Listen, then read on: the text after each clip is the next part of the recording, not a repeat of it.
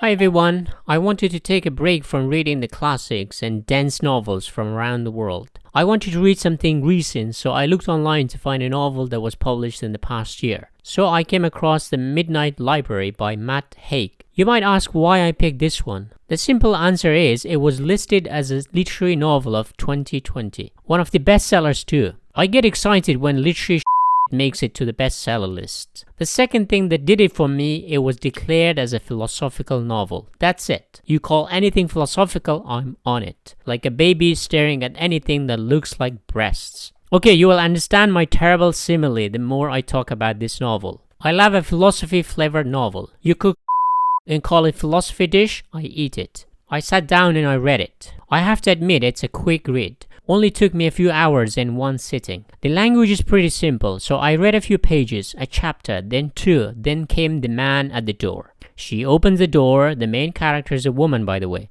They talk, they repeat each other. You're a good swimmer. Yes, I was. You've got a cat. Yes, I do. You studied philosophy. Yes, I did. You're a good person. Yes, I think so too. This place is just guitars. You know string theory? You lost me there. The dialogue is a bit, let's say, stale, as if the characters are on stage talking to the audience, not to each other. This reminded me of Poor Interview. It's like the author talking to the reader. The characters don't talk to each other. Dialogue done by a high school student. I would say a junior high school student. What is the story?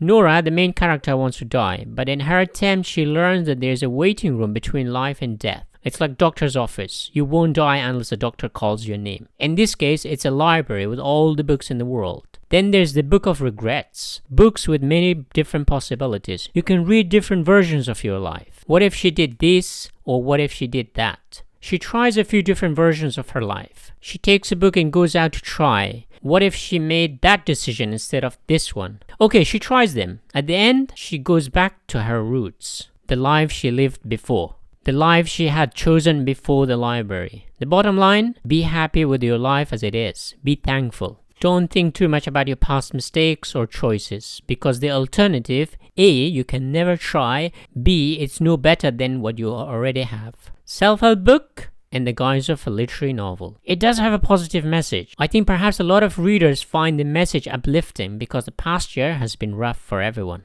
But while I agree some people too whiny and complaining about their lives aren't great, the book is written for those in rich countries complaining too much. Matt Haig is telling them to stop whining. They have a great life. You don't starve, you got people around you, you don't have to live on the street, you're not chased by wild animals, you're not forced to be a soldier, so be happy with what you have. However, this does send the wrong message saying that we should put up with There should be a balance, a greater perspective. There is an 18th century Korean novel that deals with the same question. What if I had a perfect life? It's called The Cloud Dream of the Nine by Kim Mang-jun, which I reviewed a while ago.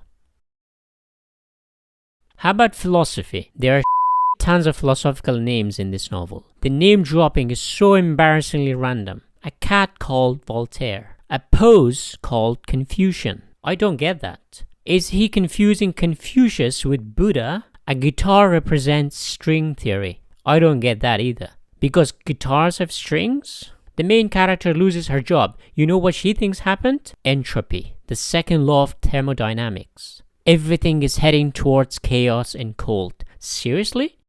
At one point she sees black hole on TV and thinks she's inside a black hole right now because she's about to commit suicide. I'm not trying to make light of suicide per se, but the writing is pretty mediocre to say the least. Here's an example. Tissues are like lives. There are always more. I'm not kidding. This metaphor is uttered by a woman who runs a library that has all the books in the world. Here's another example of great writing. People like rock music, but you like real rock. Witty as Australia is like a fish tank. It's anything but a fish tank. It's mostly desert. The entire story is a bit cliched. It depicts a philosophy student, someone who drops big but random philosophy names in every conversation without any substance or meaning, and completely out of context too, and then decides to commit suicide. Because all philosophy students love to show off their philosophy, and all those interested in philosophy are a bit suicidal. Come on, that's the kind of magic of Matt Haigs in this novel. What I learned. This book is pretty dumb, not intelligent at all. At least the Big Bang Theory on TV shows a bit funny. This book is not funny at all, no humor. If anything, this novel shows the power of big publishing houses pushing things onto us. This is incredibly unfair on authors who write amazing novels but never get the limelight because some stupid editors choose to publish these instead. Before you say it's some kind of conspiracy by the establishment to keep people stupid and ignorant, I think when it comes to publishing houses, sometimes it's laziness. Simple laziness. Finding a great writer is not easy. It means you have to read a lot. I mean a lot. Everyone is a writer these days. So publishing houses are bombarded by paper planes. I mean manuscripts. They guard themselves like a caterpillar inside a cocoon. Okay, enough of half-baked literary rant. Publishing houses are lazy. I leave it there. From what I hear, Matt Haigs is a great writer, but in this book he has let himself down a bit, perhaps under pressure by someone else, most like an editor or a tight deadline. Writers are like footballers, a small window. Once you are inside, you milk the cow as quickly as possible before the cow kicks you out. Matt Haigs has really been milking it in this novel. Hope I have not been too harsh. Maybe I have been harsh. Then he's sold millions. He's a big guy, and I'm sure he can take it. If you think my criticism is harsh, let me know. Don't hate me, I'm a reader just like you. Now the final twist. Okay, this is an amazing book to read if you want to be a novelist. Or a reader for that matter. Why am I saying that? It's a fantastic example of writing you should avoid. Sometimes we learn more from bad books than good books. So this is my choice for the most baddest book that teaches you a lot about good writing. Also, reading this makes you feel better about your own writing. If this book sells in millions, which it has, then you can rest assured that your novel has also an audience out there. All you need to do is to convince a publishing house that you are better than Matt Haigs, which is so easy to do. So if you want to learn from someone else's mistake and want to feel good about yourself, then read this. If you want to appreciate good books, also read this book. If you don't experience summer, you don't enjoy winter.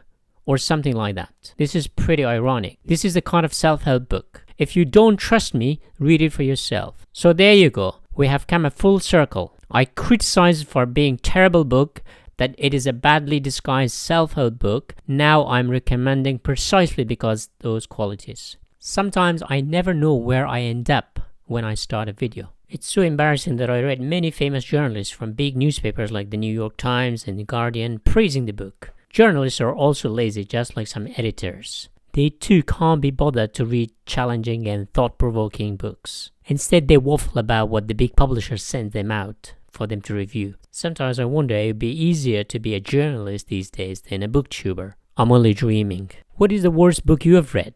Have you read this book, The Midnight Library by Matt Haigs? Do you agree with my review or disagree? Please let me know in the comment section. Thank you for watching.